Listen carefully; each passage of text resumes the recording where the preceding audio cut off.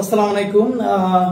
আপনারা জানেন অনেকেই আলাপ করছে যে আমাদের খালেদ মহিউদ্দিন উনি বাংলাদেশে এসেছেন এবং যদিও আমি তার সাথে যখন একটা শোতে ছিলাম আমি তখনও বলেছিলাম যে জুলাইয়ের মতো ঐতিহাসিক গণ অভ্যুত্থান এরপরে উনি বাংলাদেশে আসার সময় পান নাই। উনি জার্মানি থেকে বাংলাদেশ না এসে জার্মানি থেকে আমেরিকায় চলে গিয়েছিলেন। আমি শোতেই তাকে বলেছিলাম তো কি আসবে না আসবে একান্তই তার ব্যক্তিগত ব্যাপার, কিন্তু দেশ জাতি রাষ্ট্র এসব নিয়ে যার অনেক অনেক ভাবনা, অনেক বেশি ভাবনা। তো জুলাই গণ অভ্যুত্থানের পর এমন অনেক মানুষ তারা দেশে এসেছে। সরকারের অংশ না হওয়া গুরুত্বপূর্ণ না, এইসব শহীদ পরিবারের কাছে গেছে, সাফারিংস, তাদের কষ্ট। মুশকিলটা হলো এই ব্যাপারে আসলে ওভাবে রিয়াকশন দেওয়াটাও কঠিন। এরপরও আমি বিশেষ করে ইনকিলাব মঞ্চের ভাই যারা অ্যাক্টিভিস্ট আছে, আপনারা জানেন আমাদের সাথে অনেক শহীদ পরিবার, তাদের সাথে আমাদের কথা হয়। আমরা তাদের কোনো উপকার করতে পারি না, কিন্তু তাদের যে কথা যা তারা বলতে চায় কিন্তু কোথাও আসে না, তো তারা মনে করেন যে তাদের কথাটা হয়তো আমরা কোথাও পৌঁছে দিতে পারি। তা খুবই আমি ক্যাজুয়ালি জাস্ট কিছু বলবার জন্য হঠাৎ করে মনে হলো যে আমাদেরকে সকাল থেকে বেশ কিছু শহীদ পরিবার বলেছেন যে সম্প্রতি যে খালেদ মহিউদ্দিন ওনার একটি ভিডিও ভাইরাল হয়েছে, উনি ঢাকা বিশ্ববিদ্যালয়ে সম্ভবত আলাপ করছেন গণযোগাযোগের সাংবাদিকতা বিভাগে স্টুডেন্টদের সাথে।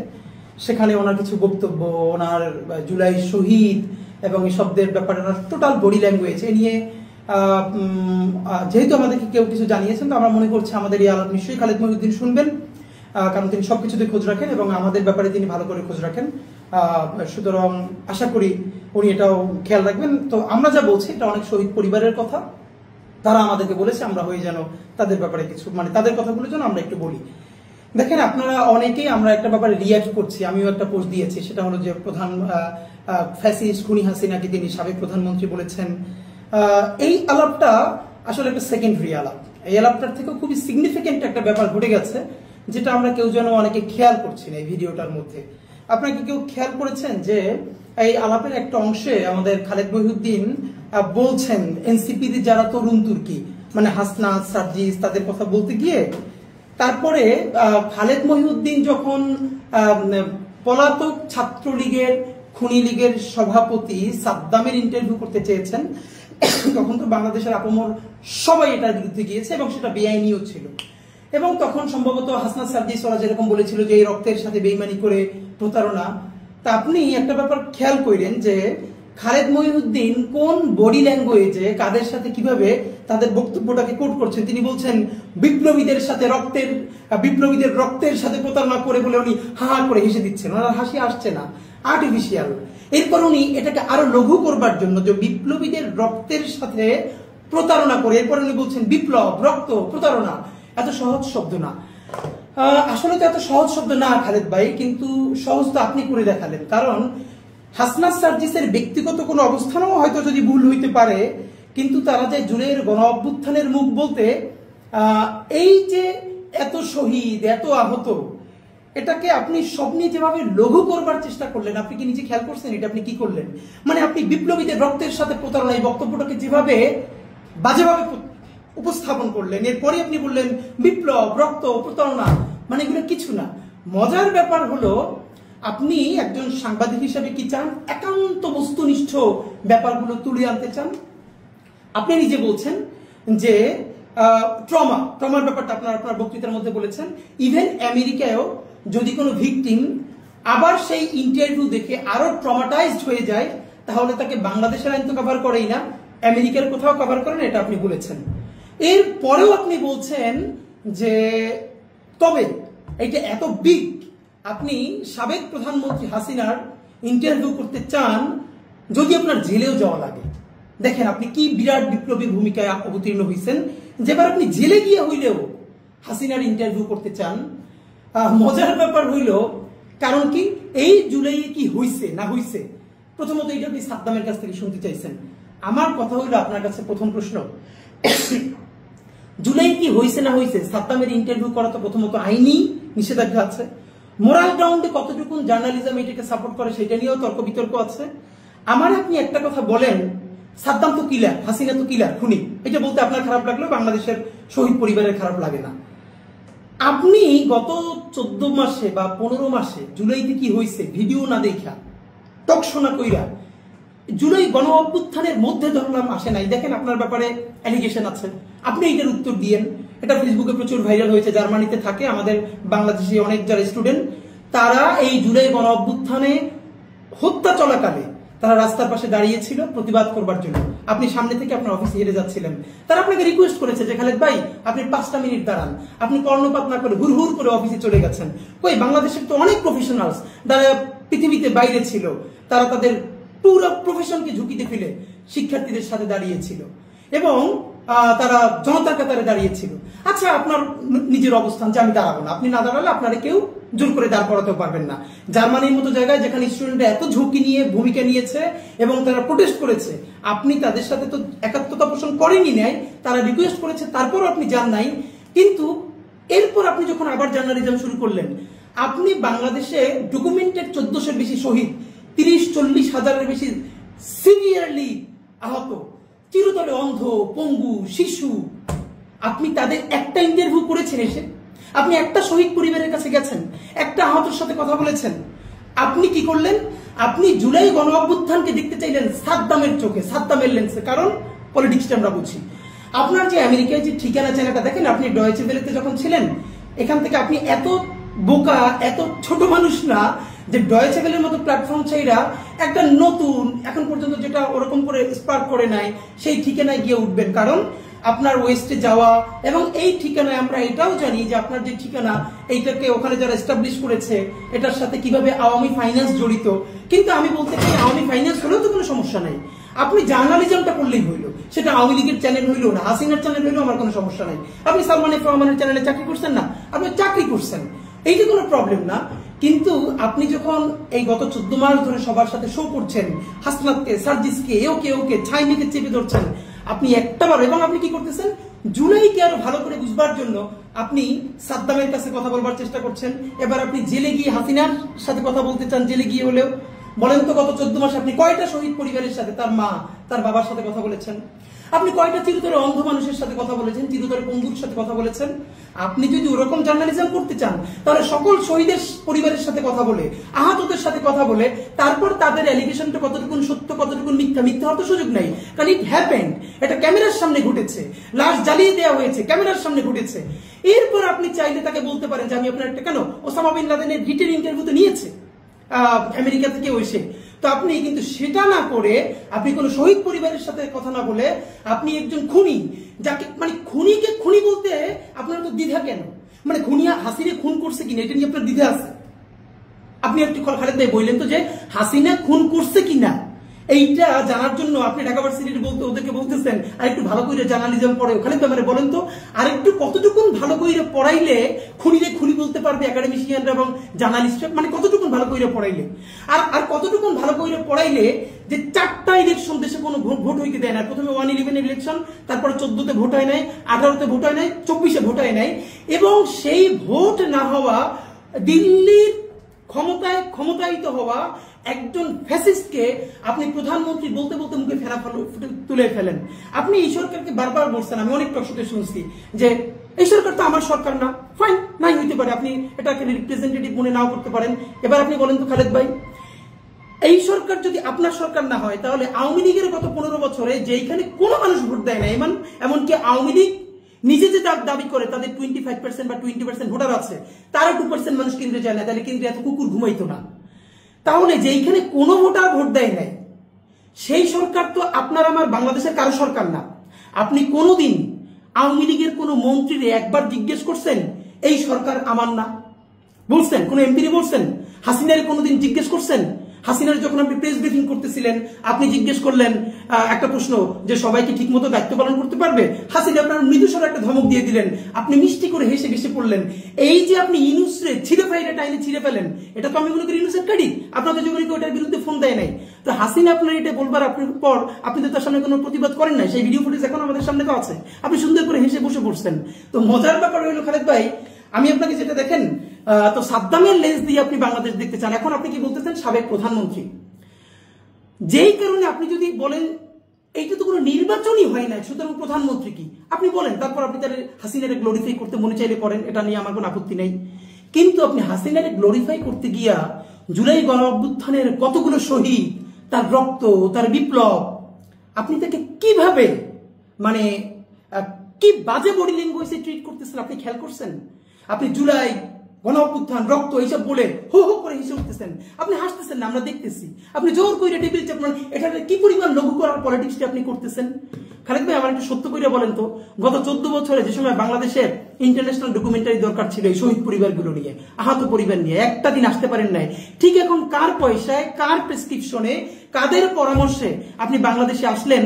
যখন খুনি হাসিনার রায় কবে হবে আন্তর্জাতিক অপরাধ ট্রাইব্যুনালে, তার তারিখ মোটামুটি ঘোষণা হবে আগামী 1 সপ্তাহ 10 দিনের মধ্যে।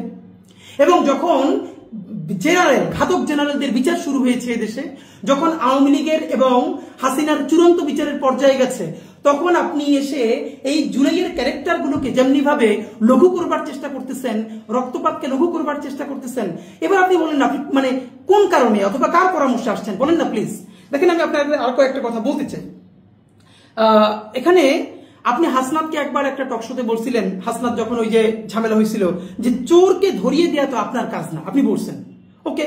তো তখন এর মানে কিন্তু মানে এটা বেআইনি, যে হাসনাত ওরকম করে ধরাইতে পারে না। তো আমি অন্য জায়গায় বলছিলাম যে নাগরিক হিসেবে কেউ চুরি করতে দেখলে তারে ধরাই দেওয়া তো নাগরিক কাজ। এরপরও আইন যদি কাভার না করে তাহলে ঠিক আছে, এভাবে ধরাই দেওয়া যায় না। তাহলে চোরকে ধরাইয়া দেওয়ার ফলে হাসনাত যদি বেআইনি কাজ করে, তাহলে বাংলাদেশ এবং আন্তর্জাতিক যে স্ট্যান্ডার্ড আছে, যে ভ্যালিউজ আছে, কাস্টমস আছে, তার বাইরে গিয়েও আপনি হাসিনার ইন্টারভিউ করে জেলে যেতে চান? আপনি আমারে বলেন তো, গত 15 বছরে যত আওয়ামী লীগের মন্ত্রী এমপিদের সাথে আপনি টকশো করছেন, আপনি একজনও ডিরেক্টলি বলছেন যে আপনি তো বিনা ভোটের এমপি, আপনি তো ভোট ছাড়া মন্ত্রী? না, বলেন না। আমি আপনার মনে করাই দিই, করোনার সময় আমির হোসেন আমু আপনি একটা ইন্টারভিউ নিতেছিলেন। তো ইন্টারভিউ নেওয়ার সময় আপনার যে একটা প্রশ্ন শুনি না, তার ভালো লাগে না, সে মাইকটা ছাইরা ওইটা হাইটে গেছে। আপনার হাতে কলম ছিল, আপনি রাগে ক্ষোভে কলমটা আস্তে করে ছেড়ে দিয়েছেন। আপনি একটা শব্দ বলেন নাই, কোনো প্রতিবাদ করেন নাই। এখন এই অবস্থা হইলে কেমন করবেন আপনি চিন্তা করেন তো। দেখেন আপনি ক্ষমতার কাছে কি পরিমাণ নতজানু ছিলেন। ওই আমু যে রিয়েকশনটা আপনারে দিছে, আপনি কি উঠে বলছেন এই আমু সাহেব আপনি কিন্তু বিনা ভোটের এমপি, ভোট চুরির এমপি, ভোট চুরির মন্ত্রী? শেখ হাসিনা তো দূরের কথা, আপনি বলতে পারেন না। কিন্তু সেই বিনা ভোটের প্রধানমন্ত্রীর আপনি বারবার প্রধানমন্ত্রী হিসেবে পুট্রি করতেছেন, অথচ আপনি নিজে দেখেছেন। আপনি দেখবেন কেমন? আপনি তো 14 মাস দেশে একবার আসেন নাই, একটা শহীদ পরিবারের সাথে কথা বলেন নাই। জুলাই কি হয়েছে এটা আপনি প্রথমে সাদ্দামরে দিয়ে পড়াইতে চান কেন? লক্ষ লক্ষ মানুষ হবে, ভিউ হবে, আপনার সাবস্ক্রিপশন বাড়বে। এবার আপনি হাসিনার নিয়ে আলাপে আনতে চান, তো এটা তো আমরা বুঝি। তো হাসনাত যদি বেআইনি কাজ করে থাকে, তাহলে এবার এই বেআইনি কাজ, তার থেকে 1000 গুণ বেআইনি কাজ আপনার করবার মতো এখতিয়ার কে দিল, বা আপনার কোন মোরাল গ্রাউন্ড এটারে সাপোর্ট করতেছে ভাই? একটু আমার বললেন তো। আপনার আর একটা কথা বলি ভাই, ধরেন আপনি যেটা করেন, এই কথাটা আমি আপনাকে বিনয়ের সাথে বলি, আপনি এই যে জুলাইয়ের শহীদ, আহত এবং বিপ্লবীদের সাথে কি নোংরা বডি ল্যাঙ্গুয়েজটা করছেন, এটা আপনি বুঝবেন না। কেন বুঝবেন না? আপনার পাশে যে ভদ্রমহিলা বসে আছেন, উনিও সম্ভবত ঢাকা ইউনিভার্সিটির ফ্যাকাল্টি, আশেপাশে যারা আছেন, আপনি বলছেন আপনার দেখতে মাশাআল্লাহ সুন্দর লাগে, এবং আপনি যত বড় জার্নালিস্ট, তার থেকে আপনার বড় ইগো হইল আপনি অ্যাডমিন ক্যাডার ছিলেন, আপনার চেহারা ভালো, আপনি ওয়েস্টে থাকেন, সুতরাং আপনি যা বলবেন, হাসিনা আসলে আপনি হাসলে পাশে বসে হাসতে হয়, এটা একটা ম্যানার্স, নইলে খারাপ দেখা যায়। কিন্তু আপনি শহীদ পরিবারগুলোর সাথে একটা খুনিকে খুনি না বইলা, যখন প্রধানমন্ত্রী বইলা, সাবেক প্রধানমন্ত্রী বইলা গ্লোরিফাই করেন, একজন শহীদ কি পরিমাণ কষ্ট পায় এটা আপনি জানবেন না। আপনি যদি জানতে চান তাহলে আমাদেরকে প্লিজ ফোন দিয়েন, আমি আপনার অন্তত 100 শহীদ পরিবারের সাথে কানেক্ট করাই দিব, আপনি তাদের সাথে কথা বলেন। শুধু তাদের কষ্টটা, এটা আপনার গায়ে লাগবে না। গায়ে লাগবে না কেন? এই শহীদ পরিবারগুলোর ট্রমা আপনি বুঝবেন না, কারণ আপনি এই সময় রাজপথে থাকা তো দূরের কথা, আপনি রাজপথে ছিলেন না। এমনকি ওখানে যারা জার্মানিতে আন্দোলন করেছে তাদের সাথেও ছিলেন না। এমনকি আরো ইন্টারেস্টিং হলো, যখন জুলাই গণ অভ্যুত্থান চলে, তখন আওয়ামী লীগের বড় কোনো এমপি মন্ত্রী ধরে আপনি ছাই চেপে ধরেন নাই যে আপনারা সাবমিশন দিয়ে গুলি কইরা রিয়া গোপের কলিজে ছিঁড়ে ফেলতেছেন, ধরছেন? উত্তর দেন। তো আপনি যেগুলো কিছু করেন নাই, সুতরাং আপনি, মানুষ মরে যাচ্ছে, মানুষের কলিজে ছিঁড়ে যাচ্ছে, এখনো চিরতরে একটা 16 বছরের শিশু অন্ধ হয়ে গেছে, আর আপনি এটার সাথে কথা বলতে গিয়ে আপনি হাসতেছেন, আপনি নর্মালাইজ করতেছেন। এই পলিটিক্সটা আমরা কি কতটুকু বুঝিবার? শহীদ পরিবার প্রচন্ড কষ্ট দেয়। খালেদ ভাই, আমাদের এক একজন এক একভাবে অ্যাক্টিভিজমের প্যাটার্ন থাকবে, পক্ষ বিপক্ষ থাকবে। এই যে আমি আপনার সাথে বলি, আপনি আবার আমার টক শোতে বলবেন, আমি আপনার গিয়ে বিপক্ষে বলবো, আপনি আমার সমালোচনা করবো, আপনি আমার করবেন। কিন্তু ভাই, আপনি একটা রিকোয়েস্ট করি, আপনার মানে আপনি তো সেন্সিবল মানুষ, আপনার এই অ্যাটিটিউডটা না শহীদ পরিবারদেরকে অনেককে খুব কষ্ট দিচ্ছে। আপনি তাদেরকে একটা সরি বলে দিন, তাতে আমার মনে হয় আপনি বড় হবেন। আপনার এই কাজটা উচিত হয় নাই। দেখেন, আমি আপনার যেটা বলতে চাই সর্বশেষ, সেটা হলো আমি আপনার এই আগমনকে অত্যন্ত সন্দেহের চোখে দেখি। আমি দৃঢ়ভাবে বিশ্বাস করতে চাই আপনি কোনো এজেন্ডা নিয়ে আসেন নাই। কিন্তু বাংলাদেশের মানুষকে আমি বলি, প্লিজ, বাংলাদেশের 18 কোটি মানুষ একমাত্র গণহত্যাকারী ছাড়া আর বাকি সকল বাংলাদেশপন্থী দল, রাজনৈতিক দল, শক্তি, সামনে যখন নভেম্বর আসছে, যেটা গত 1.5 বছরের মধ্যে সব থেকে ক্রিটিক্যাল টাইম আমাদের জন্য, কোন টাইম? যখন খুনি হাসিনা যতগুলো গণহত্যা করেছে তার অনেকগুলো বড় রায় হবে এই মাসের মধ্যে, নভেম্বরের মধ্যে। এবং এই যে ঘাতক জেনারেল, তাদের বিরুদ্ধে অফিসিয়ালি ট্রায়াল শুরু হয়েছে। আওয়ামী লীগ চাচ্ছে, এমনকি সেই ঘাতক জেনারেলদের একটা অংশ, আওয়ামী লীগ, ইন্ডিয়ার সেই লবি, সবাই মিলে এখানে এমন একটা ক্যাওটিক সিচুয়েশন তৈরি করতে চায়, যার ফলে এই সরকারকে ফল করিয়ে একটা নতুন, একটু লেস আওয়ামী লীগ এমন একটা গভর্নমেন্ট তৈরি করে তারপরে 6 মাস 1 বছর চালিয়ে নির্বাচনটাকে বানচাল করে দিয়ে এরপর আওয়ামী লীগকে ফিরিয়ে এনে একটা ইনক্লুসিভ ইলেকশন আমি নির্বাচন করতে চাই। তো এই প্রথম প্রক্রিয়াটা হলো এই নির্বাচনকে, এই বিচার কাজকে বাধাগ্রস্ত করা, তারপরে নির্বাচনকে বানচাল করা। এই জন্য আপনার যেটা লাগবে, এখানকার সব থেকে পাওয়ারফুল হল সিভিল সোসাইটি। তারা নতুন নতুন ন্যারেটিভ উৎপাদন করবেন। তো আমার যেটা মনে হচ্ছে, এই খুনি হাসিনার রায়ের আগে খুনি হাসিনা সরাসরি অর্ডার করেন নাই, এই নিচের কিছু র্যাবের অফিসাররা সরাসরি এটা করেছে। খুনি হাসিনা এটা জানতেন না, তাকে ভুল বুঝানো হয়েছে। আনু মোহাম্মদ সাদদের মতো উনি জানেন না, আর সবাই জানেন, ওনাকে শুধু ভুল বোঝানো হয়। এইরকম কিছু ন্যারেটিভ নির্মাণের জন্য সিভিল সোসাইটি থেকে চেষ্টা চলছে। আমার মনে হয় এই ন্যারেটিভকে প্রচার করার জন্য আপনার চেয়ে ভালো কোনো ফিগার নেই। আপনারা দেখতে সুন্দর এবং সিভিল সোসাইটির সাথে আপনি সব থেকে বেশি কানেক্টেড। সুতরাং আপনার প্রথম কাজ হলো আপনি তাদেরকে লঘু করবেন। দেখেন, হাসনাত সার্জিসের পলিটিক্স আমি করি না, এনসিপি পলিটিক্সও করি না, কিন্তু যেখানে ওদের যেই দোষটা নাই, এই প্রতিবাদটা আমরা সবাই করেছি। আপনি যখন সাদ্দামের সাথে ইন্টারভিউ করতে চান, সেটাকে আপনি কিভাবে আপনি সরি ফিল করবেন যে আপনি এটা চেয়েছেন? আপনি হিটলারের ইন্টারভিউ জার্মানিতে বসে ভাবে করতে পারতেন? আপনি কি এখন আজকে জার্মানিতে যদি থাকেন, আর এখন যদি হিটলার থাকতো, আপনি জার্মানিতে বসে বলতে পারতেন যে আমার জেল হইলে হোক, আমি হিটলারকে ইন্টারভিউ করবো? কিন্তু আপনি বাংলাদেশে বসে বলতে পারতেছেন। এর কারণ আমরা মনে করি আপনাকে এবার পাঠানো হয়েছে অনেক হিসাব নিকাশ করে। এখানকার হয়তো কোনো একটা এজেন্সি পাওয়ারফুল, তারা আপনাকে পুশ করেছে, আসেন, বাকিগুলো আমরা ঠিক করছি। আপনাকে আওয়ামী লীগ, হাসিনা, অন্যান্য যারা আছে, তারা যে কোনো ভাবে আপনাকে কনভিন্স করতে পেরেছে যে আপনি আসেন, এসে এই কথাগুলো বলতে শুরু করেন। এটা যদি না করেন, আপনি এসেই এই কথা আপনি কেন বলছেন? তো প্লিজ, আমি আপনাকে বলবো যে আপনি যে সাবেক প্রধানমন্ত্রী বলছেন, আপনি যেটা সারাদিন গ্লোরিফাই করতে পারলে আমার কোনো সমস্যা নাই, কিন্তু প্রকাশ্য দিবালোকে খুন করছে, সেই খুনিকে আপনি খুনি বলতে পারেন না। কিন্তু বিনা ভোটে এমপি হয়েছে, মন্ত্রী হয়েছে এবং তাবেদারি করে দেশ বাঁচছে, তার এখন আপনার সাবেক প্রধানমন্ত্রী বলে বলা লাগে। এই যে আপনার ফেটিস, মানে এটা তো আমাদেরকে আসলে বুঝতে হবে যে আপনি কোন উদ্দেশ্যে কাকে কি বলছেন। তো আমি আপনাকে দেশবাসীর উদ্দেশ্যে বলতে চাই, সম্ভবত এইটা একটা খুনিদের প্রথম টেস্ট কেস। তারা এরকম বয়ান বিভিন্ন জায়গা থেকে তৈরি করবে, লিখবে, বলবে। যদি প্রথমবারে তারা উতরাইয়া যায়, তাহলে সেকেন্ড ফেজে তারা কোথার থেকে আরো বড় করে চেষ্টা করবে এবং বিচারকে ভণ্ডুল করবার চেষ্টা করবে। আমি সর্বশেষে আপনাদের মাধ্যমে যেটা বলতে চাই, খালেদ মহিউদ্দিন থেকে শুরু করে অন্যান্যরা এটা জীবনে সাহস পাইতো না। সাহস পাইছে শুধু রাজনৈতিক দলগুলোর অনেকের কারণে। আমরা বলেছিলাম আপনারা যে যার রাজনীতি করেন, কিন্তু জুলাইয়ের প্রয়োজনে আপনারা একতাবদ্ধ থাকেন। জুলাইয়ের ক্যারেক্টার বলি, জুলাইয়ের স্পিরিট বলি, যেটা আপনারা ধ্বংস করেন না। নিজের 5 বছরের রাজনীতি, নিজের ক্ষমতার জন্য জুলাইকে ছোট করেন না। জুলাই না বাঁচলে বাংলাদেশ বাঁচবে না, স্বাধীনতা, সার্বভৌমত্ব বাঁচবে না। খালেদ মহিউদ্দিন চিন্তা করলেন, ও এখন যদি আমি জুলাইয়ের ক্যারেক্টারগুলোকে নিয়ে মকারি করি, রক্ত, বিপ্লব, এইরকম করে বলি, তাহলে আমার প্রথম শেল্টার দিবে বিএনপি। কারণ এনসিপি, যেহেতু তারা এখন এনসিপির ক্যারেক্টার হয়ে গেছে, সুতরাং তাদের বিরুদ্ধে বললে কোনো সমস্যা না, আমাকে বিএনপি শেল্টার দিবে। তো এই যে আমাদের পলিটিক্যাল বিভাজন হইল জুলাইকে কেন্দ্র করে, আজকে বিএনপির বিরুদ্ধে বলে শেল্টার দিবে এক গ্রুপ, আবার এনসিপির বিরুদ্ধে বলে বিএনপি শেল্টার দিবে, করে করে আপনারা একদিন দেখবেন, একটা কবিতা আছে না যে আজকে ওরে ধরে নিয়ে গেছে, আপনি বলবেন ও তো আমার শত্রু, ওরে ধরে নিয়ে গেছে, থাক, আমার প্রতিবাদ করার দরকার নাই, ও তো আমার বন্ধু না। এরকম প্রতিদিন আপনি চুপ করে থাকবেন, কিন্তু সর্বশেষ আপনারা নিয়ে যেদিন ধরা হবে, সেদিন আপনার প্রতিবাদ করবার মতো আর কেউ থাকবে না। কারণ এর আগে সবাইকে ধরে নেওয়া হয়েছে, কিন্তু আপনি তখন প্রতিবাদ করেন নাই। আজকে এনসিপি লিডারকে বলে বিএনপিকে অ্যাডভান্টেজ দেওয়া হবে, তারা নাই হয়ে যাওয়ার পরে জামাতকে ধরা হবে, জামাতকে অ্যাডভান্টেজ দেওয়া হবে বিএনপির বিপক্ষে, করে করে করে করে বাংলাদেশের সকল শক্তি নাই হয়ে যাবে এবং আওয়ামী লীগ কামব্যাক করবে। সুতরাং সেন্সিবল সকল মানুষের প্রতি আমার বিনীত অনুরোধ, সামনের নভেম্বর বিচারের প্রশ্নে কোনো আপোষ করা যাবে না। আমাদেরকে বিচার এবং সুষ্ঠু বিচার ঘরে আনতে হবে।